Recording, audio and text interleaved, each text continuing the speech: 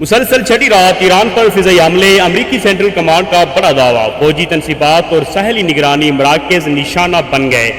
السلام علیکم ناظرین، آج کی آپ کو تازہ اپڈیٹ سے آگاہ کرتے چلے کہ مسلسل چھٹی رات بھی ایران پر حملوں کا سلسلہ جاری رہا۔ امریکی سینٹرل کمانڈ کے مطابق کارروائی کے دوران ایرانی فوجی تنصیبات، ساحلی نگرانی کے مراکز اور دفاعی اہداف کو نشانہ بنایا گیا۔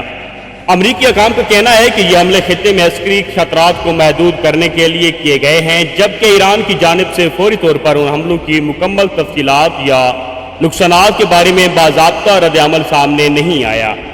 دوسری جانب خطے میں کشیدگی بدستور برقرار ہے اور عالمی برادری صورتحال پر گہری نظر رکھے ہوئے ہے۔ ماہرین کے مطابق اگر حملوں اور جوابی کارروائیوں کا سلسلہ جاری رہا تو مشرق وسطی میں مزید عدم استحکام پیدا ہو سکتا ہے۔